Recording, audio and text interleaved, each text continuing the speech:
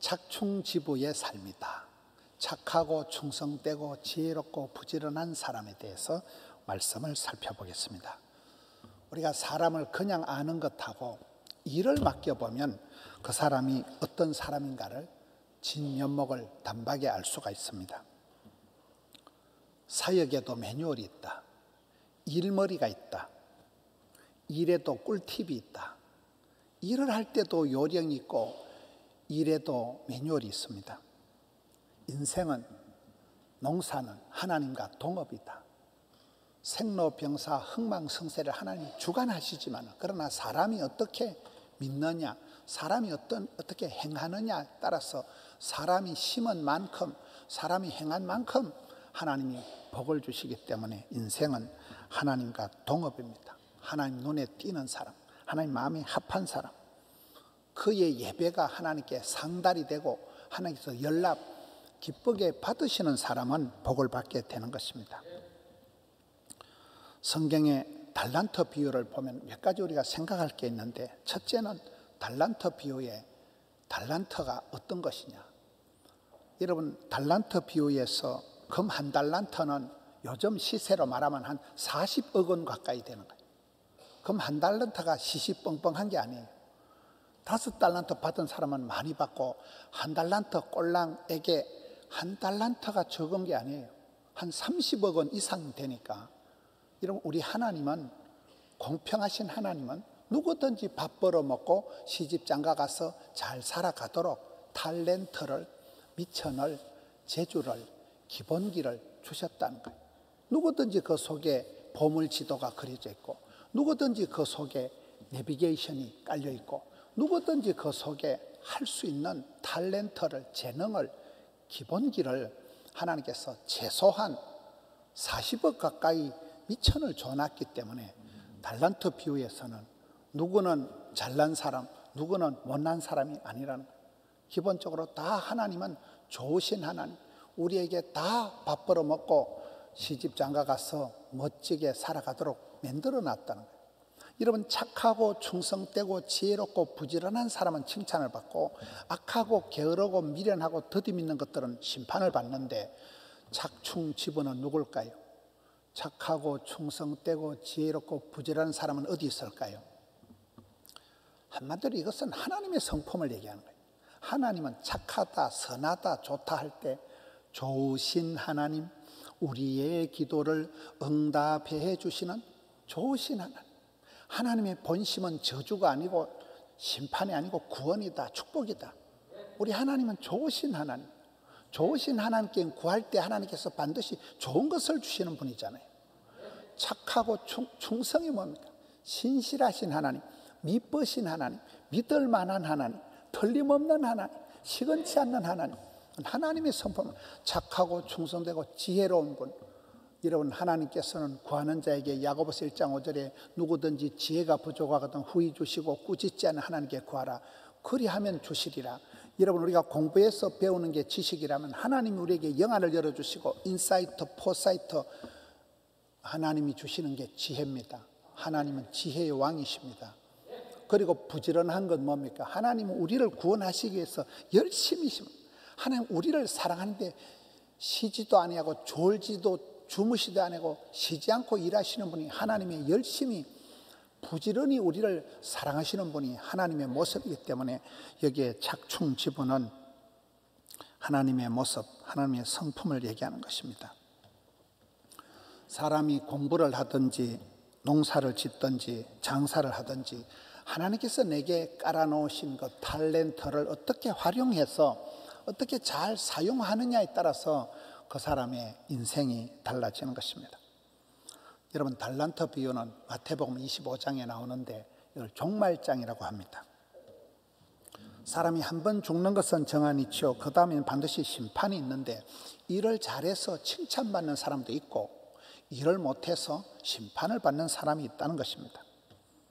주인의 즐거움에 참여하는 사람이 있고 어린 양 혼인잔치 천국에 들어가는 사람이 있고 쫓겨나서 밖에서 슬피 울며 이를 가는 존재가 있다는 거예요. 천국에 입장 불가한 사람이 있다는 거예요. 마지막 때 알곡은 꽃간에 들이고 쭉정이는 꺼지지 않는 불에 불태우는 것이 성경의 가르침입니다. 추수 때 좋은 씨는 두고 가라지는 불사라는 것입니다. 예수님 재림하실 때 양은 그 오른편에, 염소는 왼편으로 구분을 합니다. 오른편에 있는 자들은 창세로부터 예비된 나라를 상속받게 되고, 왼편에 있는 자들은 저주를 받아서 마귀와 그 사자들을 위하여 예비된 영원한 불에 들어간다. 여러분, 그리스도와 벨리알이 어찌 조화되며 믿는 자와 믿지 않는 자가 어찌 상관하랴, 이렇게 가르치는 것입니다. 성경에 착하고 충성되고 지혜롭고 부지런하다, 착충지부 악계 믿어는 대충 사람 좋다, 착하다, 이런 개념이 아니에요. 오늘 종말장에 기록된 달란트 비유는 천국 갈 사람의 성품과 지옥 갈 인간들의 모습을 그대로 보여주고 있는 것입니다. 여러분, 착한 사람은 누굴까요? 착하다, 선하다, 좋다 할 때 그 사람은, 여러분, 요즘 우리가 세상에서 사람 좋다, 저 사람 성질은 좋다 할 때 그게 별로 좋은 의미가 아닌 것 같아요. 보니까 착한 것이 약한 것이다. 착한 사람이 사람 잡는 게 많아요. 일을 시켜보면 착한 사람은 네 하고 대답하라고 집에 가서 까먹어버리는. 성질 좋다는 건 대체적으로 좀 무능하다, 바보 같다는 뜻이 들어가 있습니다. 성질이 나쁜 놈들은 뭘 시키면 막 끝장을 보고 막 근성이 있어가지고, 자존심이 있어가지고 그런 근성이 있지만은, 사람 좋다는 것은 약간 멍청하다는 그런 의미가 있습니다. 성경이 가르치는 칼빈의 5대 교리 중에 하나가 인간은 전적으로 부패한 존재라. 전적으로 부패. 가망이 1도 없는 존재가 인생이라는, 의인은 없나니 하나도 없다는 거예요. 마태복음 5장에 보면 너희 의가 서기관과 바리새인보다 더 낫지 않으면 결단코 천국에 못 들어간다. 여러분, 서기관 바리새인들이 얼마나 철두철미합니까? 이 사람들은 일회에 2번씩 금식기도 하고 소득의 11조를 드리고 토색하지 아니하고 불의함이 없고 간음하는 자들과 같지 아니하고 세리와 같지 아니하고, 서기관 바리새인들이 철두철미했습니다. 그것들보다 더 낫지 않으면 천당에 못 간다는 말은, 여러분, 율법이 10,000가지가 있으면 그 중에 다 지키고 한 가지만 안 지켜도 그거는 죄인이 되고 말기 때문에, 여러분, 이 세상에 의인은 없나니 하나도 없다는 것입니다. 오리지널 착한 사람은 존재할 수가 없다는 것입니다. 누구든지 시험에 들거나 사탄 마귀를 따라가면 악한 사람이 되고 맙니다. 어떤 일을 할 때 그 사람의 믿음이 어떻게 작동하느냐, 신앙이 어떻게 작동을 하느냐, 그 사람의 과연 천국 소망이 있는가, 그 사람 속에 사랑이 어떻게 반응하느냐, 사랑의 실력이 어떻게 나타나느냐가 중요합니다. 생활 철학이다, 사고방식이다, 생각의 각도다, 마음 씀씀이다, 삶의 태도, 어떤 반응 방식이 과연 이 사람은 착하고 충성되고 지혜롭고 부지런하구나, 이렇게 보는 것입니다. 제가 학교에 근무할 때 강 교수님이라고 아주 착한 할머니 교수님이 야생화를 좋아해가지고 학교 하단에 야생화를 쫙 심어놨어요. 그런데 아주 착한 청소부 아줌마가 싹 뽑아가지고 쓰레기통에 버려버렸어요. 착한 교수님은 야생화를 좋아하는데 착한 청소부는 청소를 너무 열심히 잘해버려요. 여러분, 본질적으로 착하고 나쁘고가 안 된다니까요. 본질적으로 악한 사람이, 나쁜 사람이 예수님을 믿고 회개하고 거듭나서 성령의 열매가 그 사람의 인격 속에 주렁주렁 나타날 때 비로소 착한 사람이 되는 것입니다. 성경의 착한 사람은 사도행전 11장에 보면 바나바예요. 최초의 선교사님이 바나바입니다. 가장 성경적인 교회, 선교하는 교회, 초대교회, 성경적인 안디옥 교회의 담임 목사님이 바나바입니다.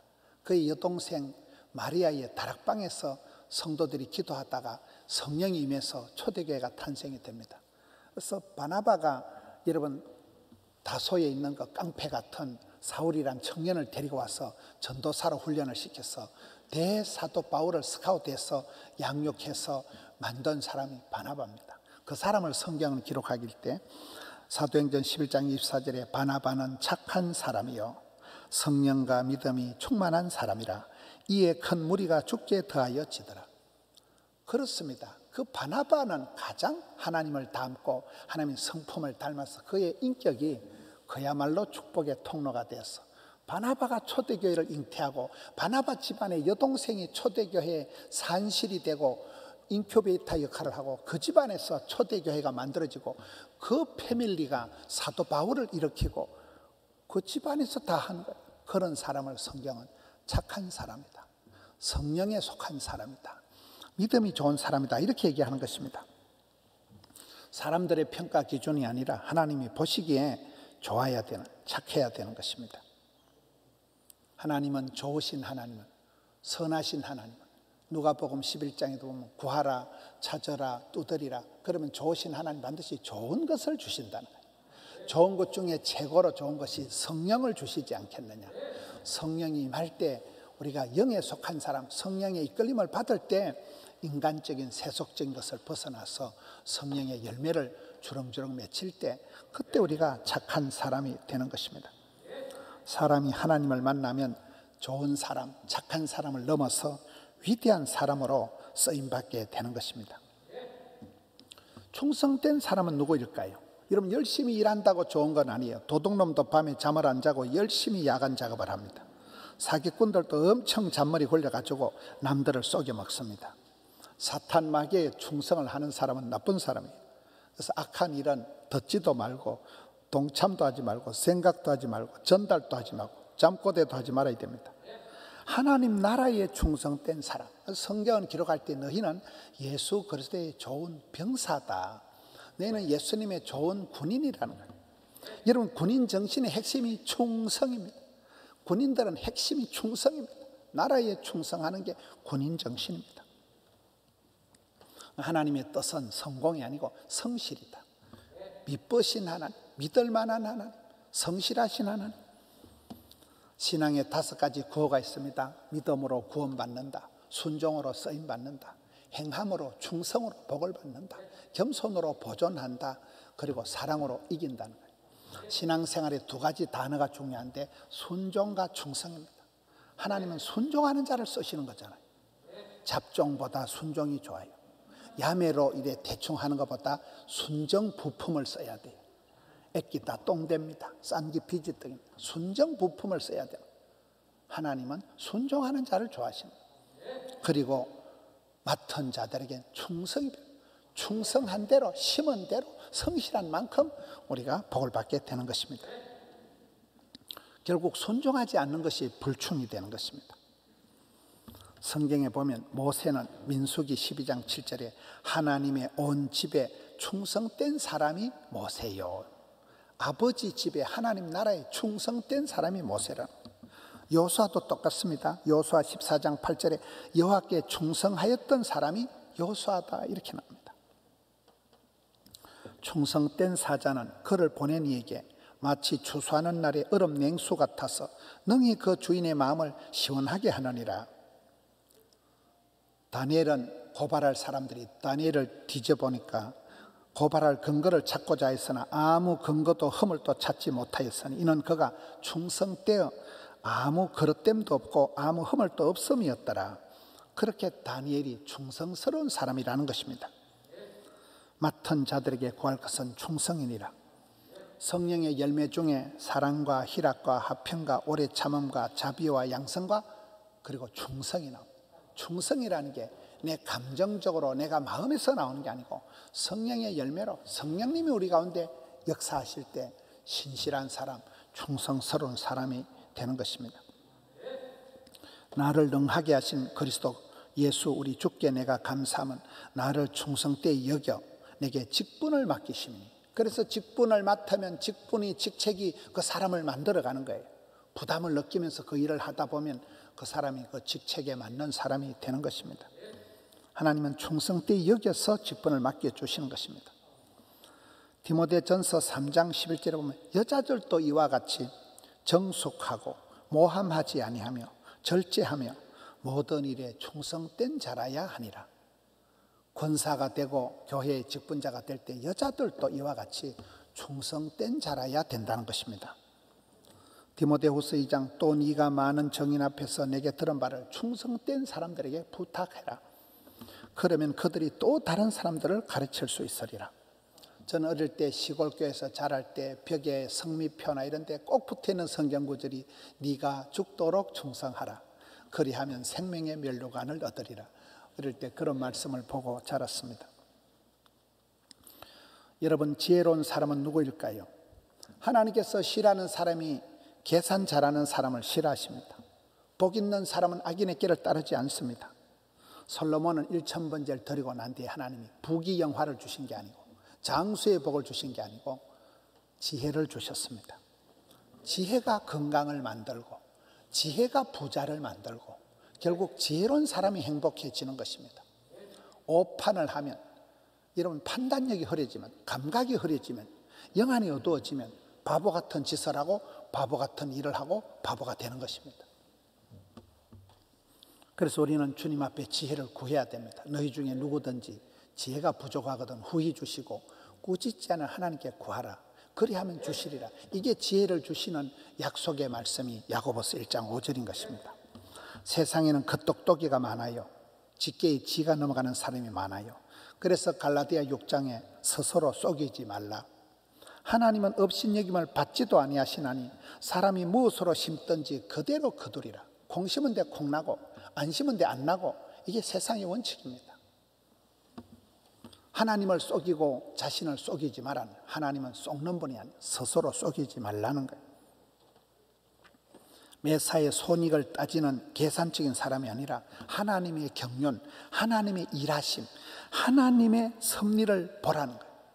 여러분, 큰 일을 하고 난 뒤에는 야, 하나님이 다 하셨구나. 하나님이 그렇게 역사하셨구나. 큰 작업을, 큰 역사를 이룬 사람들은 흔히 그렇게 간증을 합니다. 이건 사람이 할 수 없는 일이거든요. 하나님이 사람을 보내주시고 만남의 복을 주시고 형통하게 열어주셔야 일이 되기 때문에, 그래서 하나님이 일을 다 하시는 것이기 때문에 하나님의 경륜을 생각할 때 우리는 그분 앞에 겸손하게 무릎을 꿇을 수밖에 없습니다. 신앙에 오기가 있어요. 위대하신 전능하신 하나님을 기대를 해라. 그리고 쉬지 말고 기도를 해라. 그리고 하나님의 언약의 말씀, 생명의 약속의 말씀을 기억을 해라. 그리고 하나님 때를 기다려라. 기대하고 기도하고 기다리고 그 시기 하면 기적이 나타난다는 5가지 기가 있습니다. 여호와를 경외하는 것이 지식의 근본이다. 미련한 자는 지혜와 훈계를 멸시하느니라. 모든 것을 해로 여기면 내 주 그리스도 예수를 아는 지식이 가장 고상하기 때문이다. 여러분, 요한복음에 보면 에고 에이미, 나는 뭐뭐시다가 8번이 나와요. 나는 길이다. 나는 선한 목자다. 예수님이 누구신가를 알고 나면 깨달음이 나오는, 진리를 알지니 진리가 너희를 자유케 하는 것입니다. 예수 그리스도 아는 지식이 가장 고상하다는 거예요. 악하고 미련한 것이 저주입니다.